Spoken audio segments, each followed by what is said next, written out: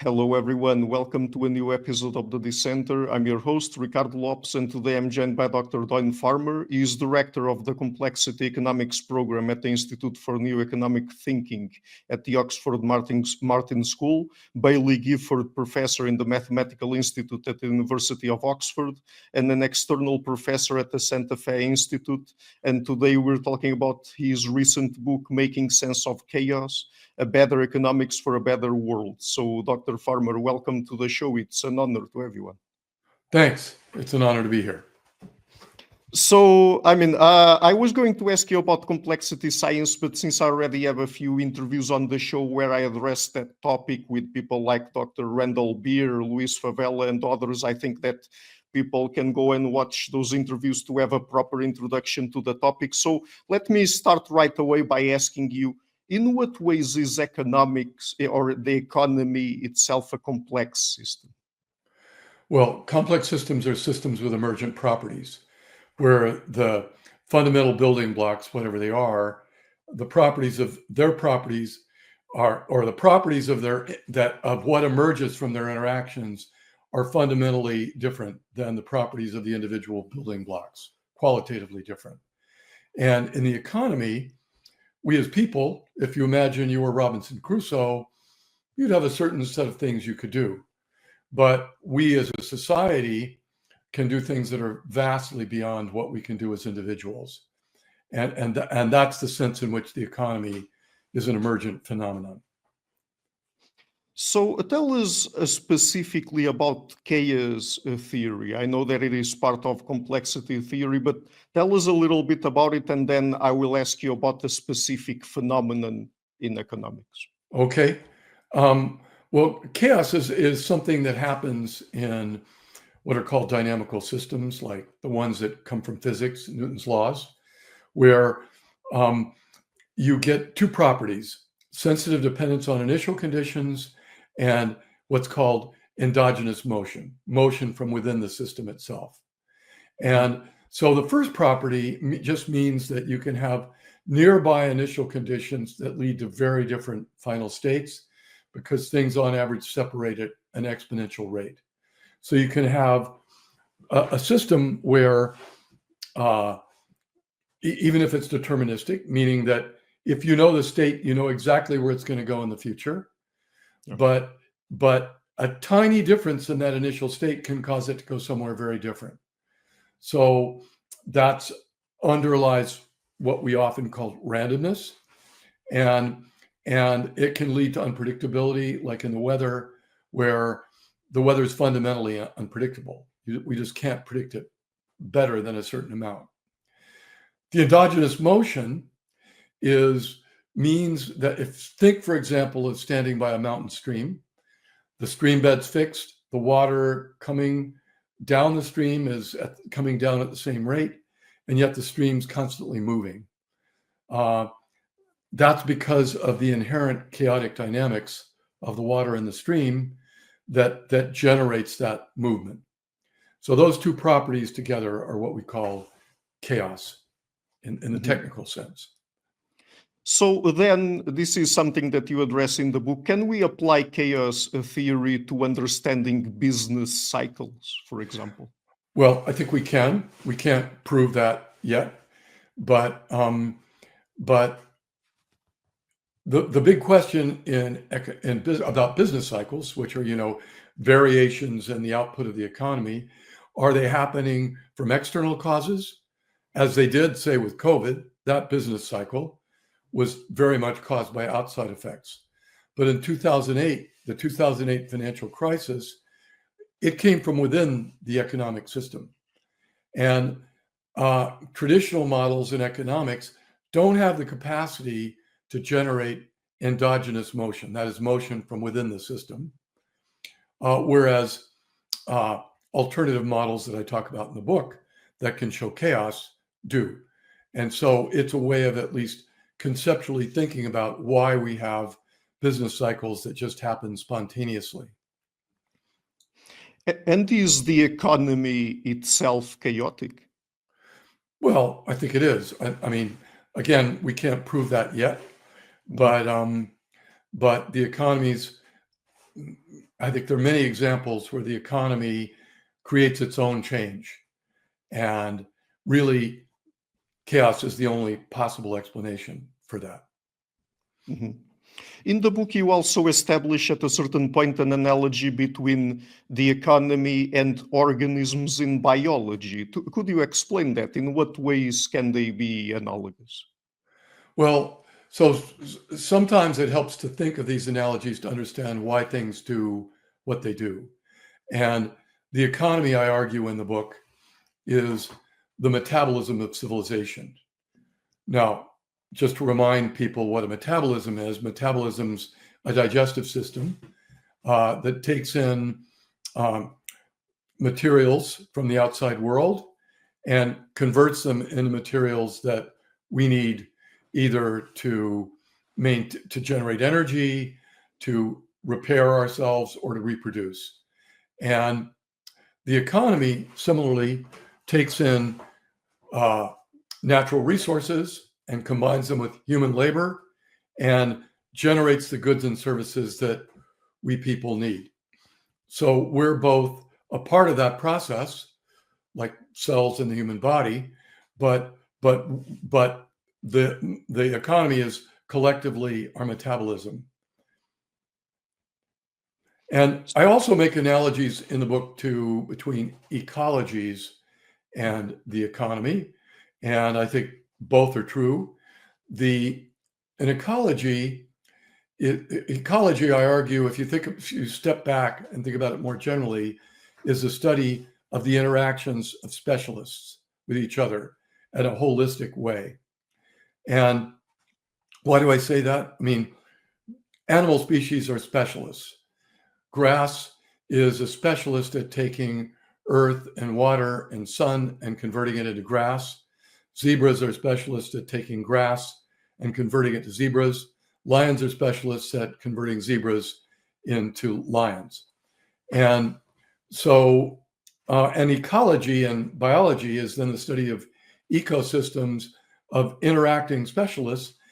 And it teaches certain lessons, like even though lions don't interact directly with grass other than maybe to roll around in it once in a while, changing the population of lions can have a dramatic effect on the quantity of grass that we have, because if you get rid of the lions, the zebras may become overpopulated and they'll eat the grass and cause grass, which then cause erosion and has all kinds of other side effects in ecosystems. Similarly, in the economy, we take specialized roles as individuals, we take specialized roles as companies, and the economy is really the study of these ecosystems of specialized actors. And that's actually the key to why the economy has emergent phenomena and can do things that are far beyond what individuals can do. Because by specializing, we really by specializing and trading, we can do things much more efficiently than we could if we all performed all the functions we needed to survive. Mhm. So in order to understand the economy, and also I think to try to predict certain economic phenomena, it's important for us to have simulations. But how do we set up a proper simulation in economics? Well, it requires insight and thought, but roughly speaking, we create a simulation by, first of all, studying the economy, asking who are the essential actors, how do they interact with each other, what are the institutions that are important for these interactions, like markets, and we create a simulation where we put all these elements together to try to mimic what the economy does. So in a typical simulation, you have agents like households and firms who receive information about what's happening in the economy, who make decisions that we have to program into computer code. Those decisions have economic impact. That generates new information, as well as other information may flow in from outside. And So the actors make another set of decisions, and we repeat the cycle.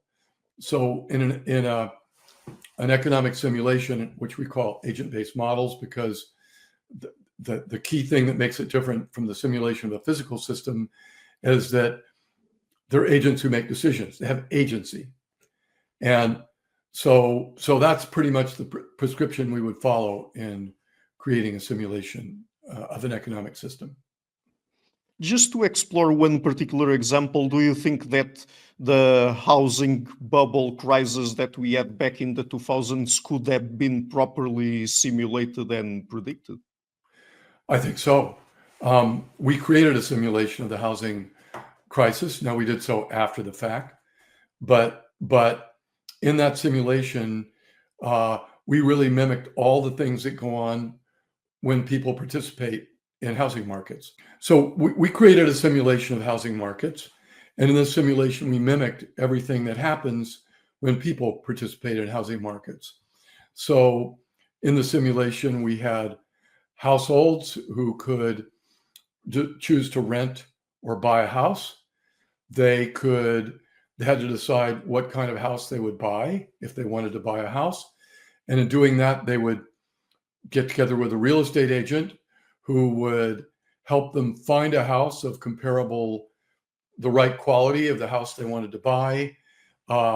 They typically then needed to take out a loan, so they would go to a bank who would decide whether or not it would approve the loan. And then they would search for a house to buy. Or if they were a seller, the real estate agent would find a comparable house to theirs, look at what price that house sold for, and then they would mark their first offer up from that and try and sell their house. If that didn't work, they would mark it down, and they would do that every month until either the house sold or they decided they didn't want to sell it anymore. So we really mimic what happens in a real housing market. And we could do that with, in that case, tens or hundreds of thousands of different agents, all of whom were participating in the housing market. And we saw behavior that closely resembled the behavior we saw in the housing bubble. We since used a version of that model in interactions with the Bank of England to help them set housing policy. And we were able to mimic the bubble that at the time, we weren't supposed to use that word when interacting with the Bank of England, but the bubble that the housing market in the United Kingdom was in. And we simulated the policy. Our housing simulation actually spontaneously generated bubbles endogenously from within the system. We would let it go up toward the top of the bubble, and then we would impose the policy they wanted. And we were seeking a policy that would stop the bubble, but at the same time wouldn't make the housing market crash in a destructive way. And so we tested the policy. It did produce roughly the behavior that was wanted, meaning it flattened the bubble out. And that was the policy that they implemented. Now, I can't claim that we certainly weren't the only influence in their decision making, but things did work out roughly as we suggested. They enacted the policy, the housing market flattened out. Okay, so before we get into other phenomena or explore other phenomena and examples of them that we can tackle through a complexity systems approach to economics, let me just ask you, what do you think are perhaps the main differences between standard economic theory and complexity in economics, particularly in the ways it models how agents reason and make decisions? Well, they're completely different. In a standard economic model, you start by, you identify the agents, but then you assign them utility functions. So essentially a scorecard of their preferences. What do they like? What don't they like? And it gives a ranking so that you then make the assumption that all the agents want to maximize their utility. And then you calculate the decisions those agents should all make to maximize their utility, typically taking into account what all the other agents in the system are doing. So each agent looks at the other agents, thinks about what they're doing, and then makes the decision that given that the other agents are all maximizing their utility, will maximize that own agent's utility. And so you calculate that decision, all those decisions, you then look at their economic consequences, and that's the model. And you do this by solving equations. In an agent-based model, in contrast, we ask, what are the decisions the agents typically make? So if, say, that agent is a financial investor, we know they want to buy undervalued assets. If the agent is a household, well, we look at the behavioral data about what are the patterns of consumption for households in different categories. Poor households behave very differently than wealthy households. So we just look to see behaviorally, what do they do? So we program those decisions into computer code, and then we run a model which, say, to follow on in the example, the wealthy household will make one kind of decision, the poor household will make a different kind of decision, and then we simulate, as I described before, this process in a dynamic way, where at every time step, the agents all make their decisions using the algorithms we've given them, and we just let that run to see what happens. So we might have an emergent phenomenon like an equilibrium, where everything goes into well, to an economist, something like the optimal decision that they would have made, or it may not. In the case of housing markets, for example, it's very important that housing markets actually don't clear, meaning in housing markets, typically supply and demand don't match very well at all. Whereas in a standard model, they assume that supply and demand match, a condition called equilibrium. And so we don't have to make those kind of assumptions. Mm-hmm. And is it possible, or if it's not possible yet, do you think it would be possible to model the entire economy through complexity theory? Yes, we're getting closer and closer to being able to do that. We've built a micro-macro model of the economy where we simulate individuals who are organized into households and who, act both as consumers and as laborers. They work for specific firms who employ individuals to act as labor, but who buy goods and services from other companies and then produce a good or a service. And they do that in an ongoing way. And so we can do that now for using millions of households and hundreds of thousands of firms. And we're in the process of scaling that up. At the moment, we're still simulating typically one country or a few countries at a time together with the rest of the world. We close the economy in these kind of models, meaning nothing's flowing in or out of the economy. It's a closed system. And we're working our way towards being able to do that for the whole global economy. Mm-hmm. And what do we know specifically about inequality? How does it emerge? Well, one of the things you see in these models is inequality can emerge spontaneously. Even in very simple models, just luck can lead one person to become wealthy and another person to become poor. When you add that in to things like differences in education, that becomes an even bigger effect. And so in the kind of models we have, we actually start by taking the individuals and demographically matching them to real populations. So we match things in terms of age, education, gender, race, and then we simulate the economy forward. We can explore what kind of policies lead to less inequality in the economy, and how do production in the economy and inequality interact.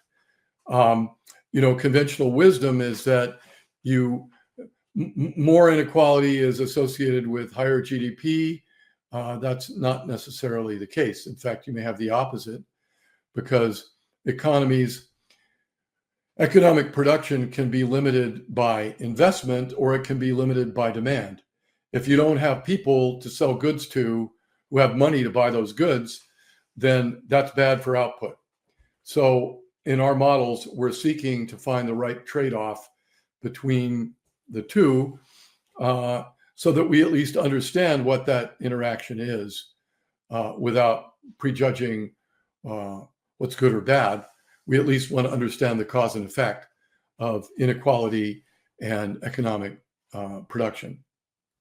And that's research in progress right now. I can't tell you the answer, but my hypothesis is that over the last 20 years, the economy has really been demand limited, and GDP would have gone up if we'd had less inequality.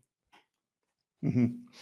So now I would like to ask you a little bit about markets. So what are some of the main claims made in standard economics about free markets, and in what ways can markets be inefficient? Well, the standard claim, and here we have to be a little bit subtle, because Okay. there's a lot of different views among mainstream economists about this as well. And I Okay. think many of them would agree with what I'm about to say, which is that, though some wouldn't, there's many different flavors of capitalism. Swedish capitalism's very different than American capitalism. Mhm.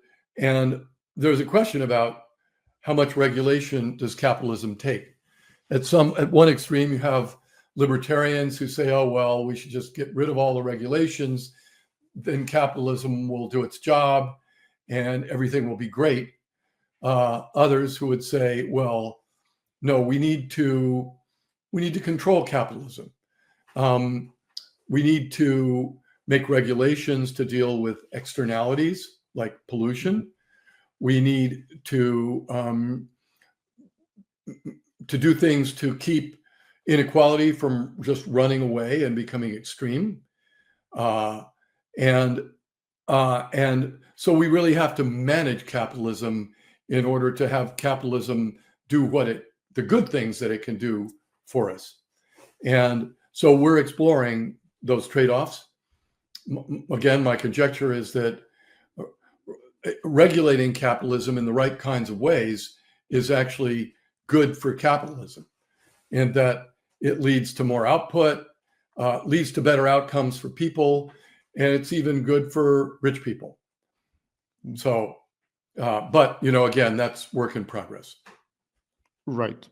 But I mean, how can we make sense of, for example, market crashes? Well, we've got to ask, why do market crashes occur? And so now we're slipping over into what the financial system does, because market crashes are part of the financial system. And in the book, I make the analogy between financial markets and the enteric nervous system, also called the gut nervous system, which many people, like, I wasn't aware of it until I started studying this more carefully. But, in a human being, you have the enteric nervous system, your gut nervous system. You have as many neurons as a cat does in a cat brain. And if that gut nervous system stops functioning, you'll die unless you're fed intravenously, because you can't digest food without it. We tend to think, you eat the food, it goes down your esophagus and lands in your stomach, and then it's just like a container with some chemicals in it, and that's it. But actually, your enteric nervous system is doing all kinds of things to help you digest that food. And if it doesn't do those things, you die. The financial systems, at least it should be like that, in that the financial system is telling us about things like setting prices properly, so that the incentives are set the right way, so that people do the right things to make us all better off. I worry, to be honest, that it's often wildly off the mark in the modern financial system. A lot of the modern financial system is really like a casino for speculators that has instabilities that can do quite the opposite. And I think that's what market crashes are often about. Um, Financial speculation leads to overshoots and undershoots that cause the financial system to do dysfunctional things. And the 2008 crisis was a very good example of that. We had new financial instruments that people didn't understand very well, mortgage-backed securities. They had side effects that people hadn't thought through, so that when the housing market dropped, mortgage-backed securities, which were hugely invested in by financial institutions all over the world, became almost worthless.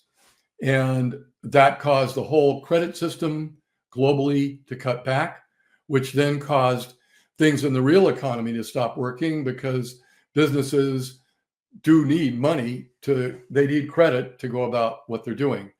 So when the supply of credit got shut off, the economy suffered.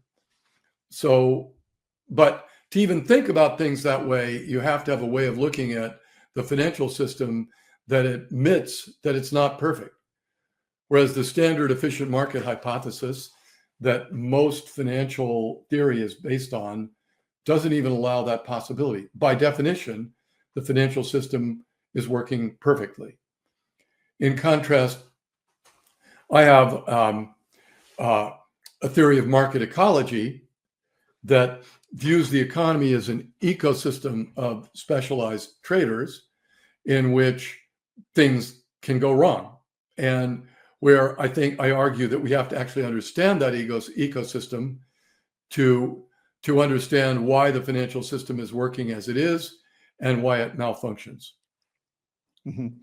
So since you mentioned the 2008 financial crisis, I had this question saved for later, for the end of the interview, but let me ask you now. So even if we are able to predict a financial crisis, do you think that we can avoid it or prevent it in any way? I think so, but the proof is in the pudding. We haven't done it yet. Of course, it's always tricky if I predict there's going to be a financial crisis, and then we take some actions and we don't have a financial crisis. Well, was my prediction right? It's a deep, deep question. I think we often make predictions precisely so those predictions don't come true, because we're making conditional predictions. If we continue acting as we are now, something bad will happen. So we change our actions so that bad thing won't happen. And to really understand whether those kind of predictions are working, you need to make lots of them and gain experience. And you need to make clear how each prediction depends on the conditions underlying the prediction. But I very much believe that that's true. I think, we in the housing market that I mentioned, the housing market agent-based model, we showed how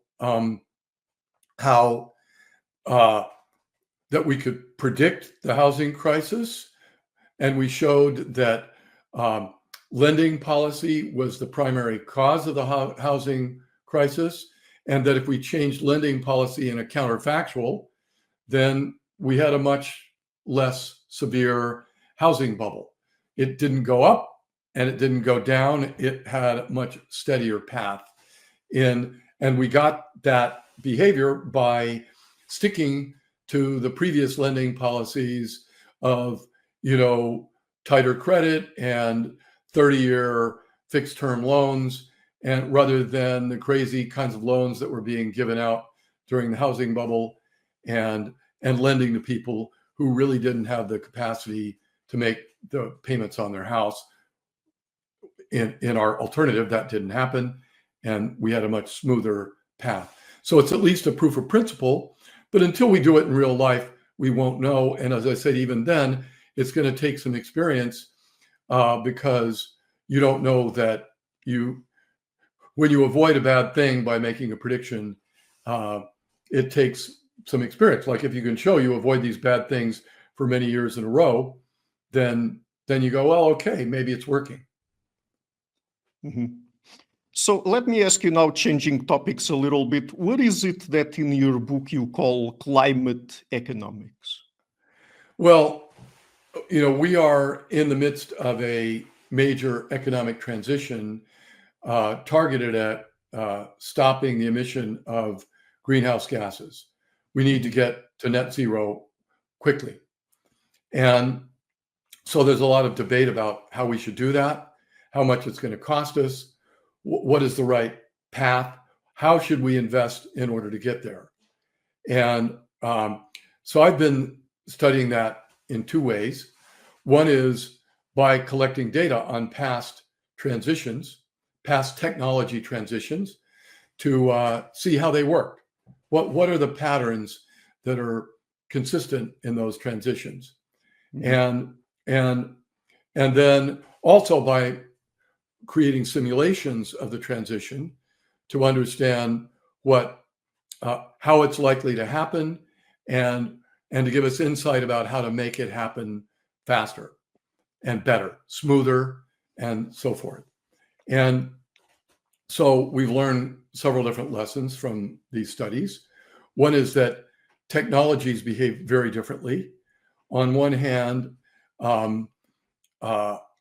we have some technologies like fossil fuels that cost about the same once you adjust for inflation as they did 140 years ago, and other technologies like solar energy that's 10,000 times cheaper than it was when it was first commercially deployed in the Vanguard satellite in 1958.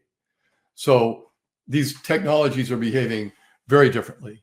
And we're incredibly lucky that just when we really need low carbon or zero carbon technologies, renewable technologies like solar energy, wind, lithium ion batteries, green hydrogen are all entering the stage, are all dropping in price quite quickly, so that solar and wind are already competitive with fossil fuels. And we predict will become significantly cheaper through time, so that, in fact, due to the presence of renewables, energy will become cheaper than it's ever been, and also help us deal with climate change. In fact, we argue in one of our papers that a rapid transition will save us collectively the order of $12 trillion, or very likely save us that. We make probabilistic predictions about that. So in other words, we should pursue that even if we didn't have climate change to worry about. It also, by the way, has other nice side effects like less pollution, more stable energy prices, energy security, less other polluting effects. So there are many other reasons why we should actually pursue the green energy transition and make it happen as fast as we can. Mhm. Since we're talking about the climate here, how do we predict climate and the weather? And are there similarities between how we go about doing that and complexity theory applied to economics? Yeah. So the way we predict the weather is very different than the way we predict, at least the way mainstream economics predicts the economy.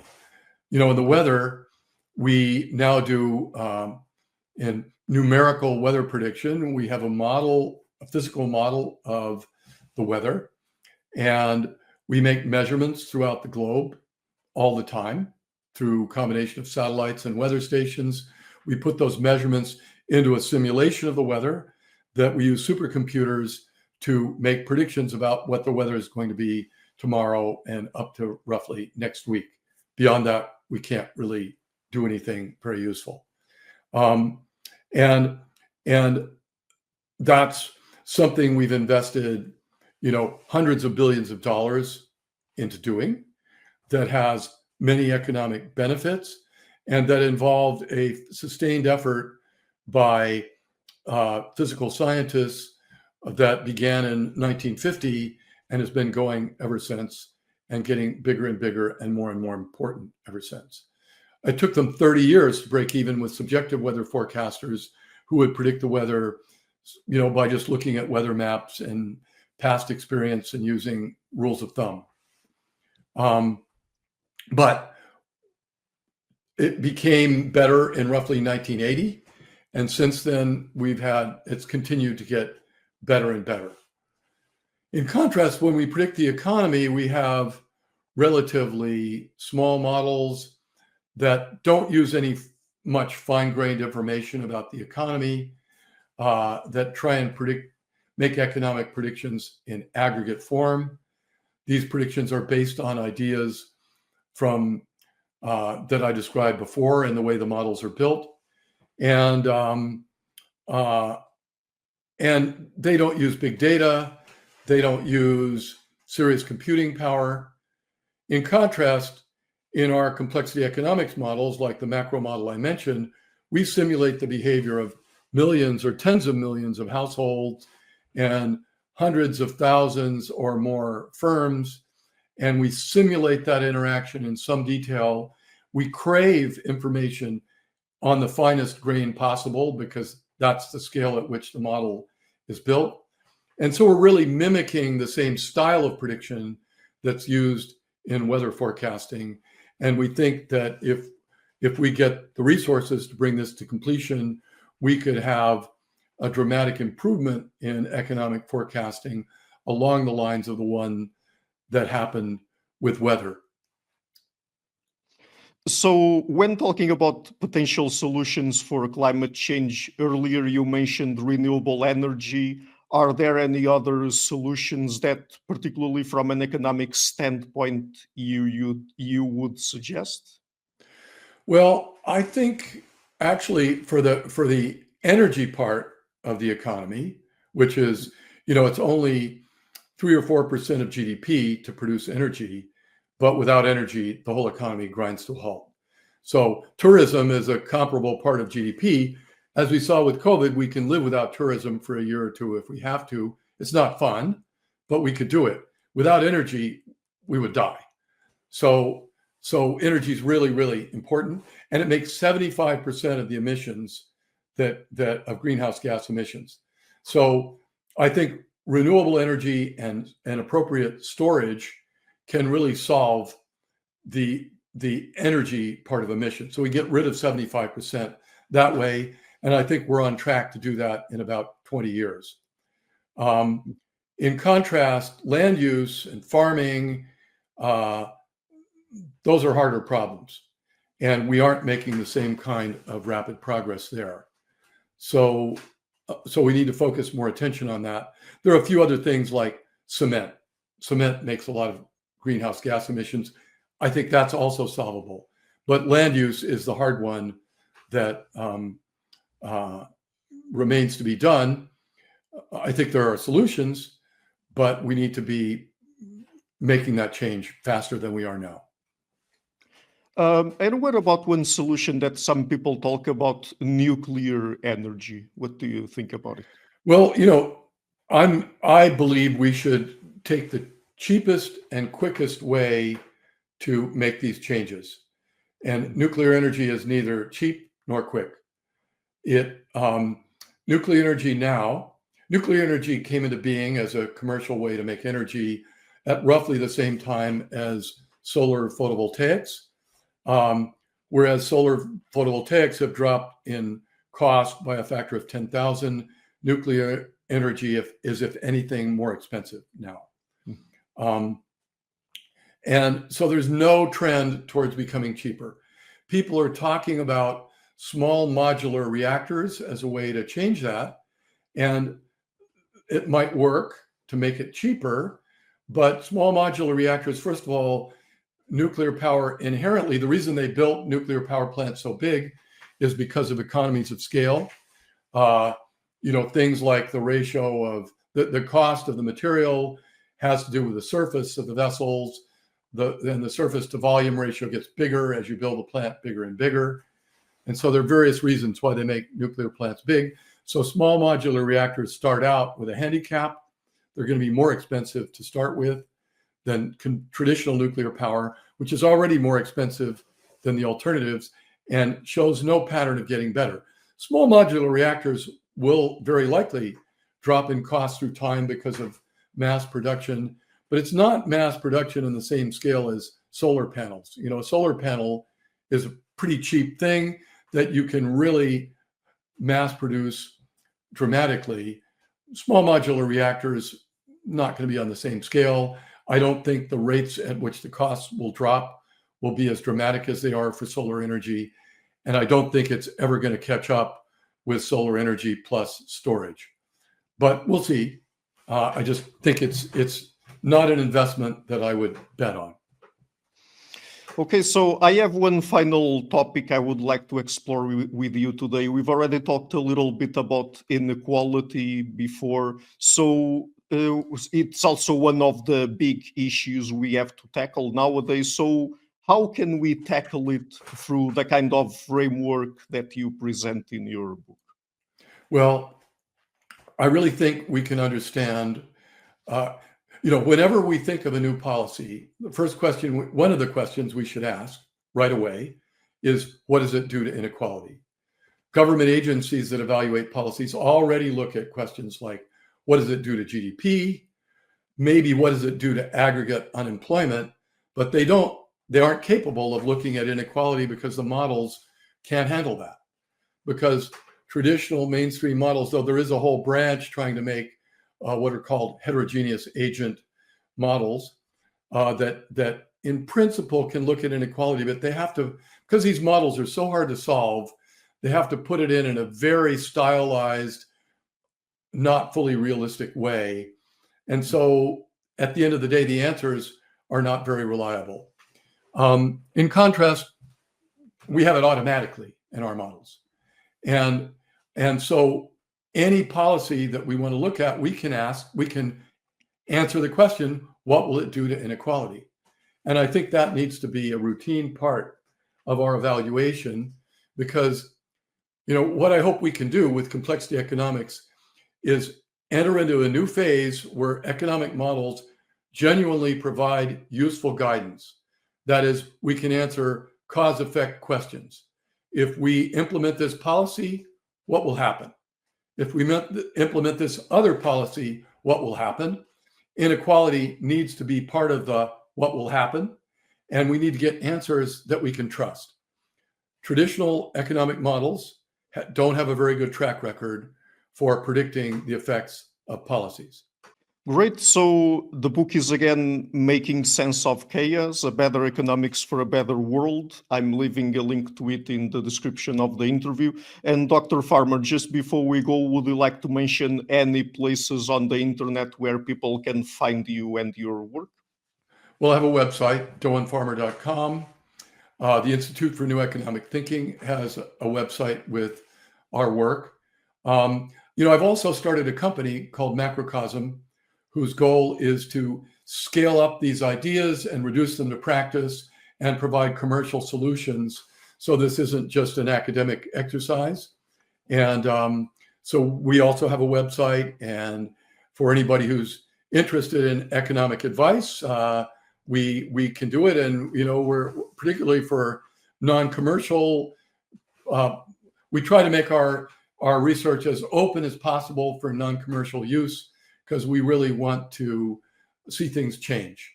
We're trying to make a little money, but we really want to change and provide the world with better economic advice. So all of those sources could be useful. Great, thank you. So thank you so much for coming on the show. It's been a great pleasure to talk with you. That's a great pleasure. It's been a great interview. Thank you very much. Hi guys, thank you for watching this interview until the end. If you liked it, please share it, leave a like and hit the subscription button. This show is brought to you by Enlights, Learning and Development Done Differently. Check their website at enlights.com, and also please consider supporting the show on Patreon or PayPal. I would also like to give a huge thank you to my main patrons and PayPal supporters. Per Ergo Larsen, Jerry Mullerens, Fredrik Sunda, Bernardo Seixas, Olaf Alex, Adam Kessel, Matthew Whittingford, Arno Wolf, Tim Hollis, Eric Alenia, John Connors, Philip Forrest Connolly, Dan Demetri, Robert Windiger, Rui Inácio, Zup, Marco Neves, Colin Holbrook, Phil Kavanagh, Michael Stormir, Samuel André, Francis Ford, Tiago Nunes, Fergal Cossen, Hal Herzog, Nuno Machado, Jonathan Labyrinth, João Linhares, Stantantia, Samuel Correia, Eric Hines, Mark Smith, João Eira, Tom Hummel, Sardas France, David Sloan Wilson, Yacila Dez Araújo, Romain Roach, Diego Londonho Correia, Yannick Punter, Dana Rusmani, Charlotte Bliss, Nicole Barbaro, Adam Hunt, Pavlo Stasevski, Nelek Bach, Guy Madison, Gary G. Allman, Sam Afzal, Adrian Yeager, Paul Tolentino, João Barbosa, Julian Price, Edward Hall, Edin Bronner, Douglas Fry, Franca Bortolotti, Gabriel Ponce Cortez, Ursula Litsky, Scott, Zachary Fish, Tim Duffy, Sonny Smith, John Wiseman, Daniel Friedman, William Buckner, Paul George Arnaud, Luke Loaki, Georgios Theophanes, Chris Williamson, Peter Wolozin, David Williams, Diogo Costa, Anton Erickson, Charles Murray, Alex Shaw, Maury Martinez, Coralie Chevalier, Bangalore Atheists, Larry Dealey Jr., Old Erringbon, Sterry, Michael Baillie, Dan Sperber, Robert Grassi, Igor N., Jeff McMahon, Jake Zool, Barnabas Radix, Mark Campbell, Thomas Dovner, Luke Nissen, Chris Story, Kimberly Johnson, Benjamin Galbert, Jessica Nowicki, Linda Brandon, Nicholas Carlson, Ismael Benzliman, George Coriatis, Valentin Steinman, Per Crowley, Kate Van Goller, Alexander Hubbard, Liam Dunaway, BR, Masood Ali Mohammadi, Perpendicular, Jonas Hertner, Ursula Goodenough, Gregory Hastings, David Pinsoff, Sean Nelson, Mike Lavigne, and Jos Necht. A special thanks to my producers, Isar Webb, Jim Frank, Lucas Stafiniak, Tom Vanagdam, Bernard Ugnik, Curtis Dixon, Benedict Mueller, Thomas Trumbull, Catherine and Patrick Tobin, John Carlo Montenegro, Alnick Ortiz, and Nick Golden, and to my executive producers, Matthew Lavender, Sergio Quadriano, Bogdan Kanivets, and Rosie. Thank you for all.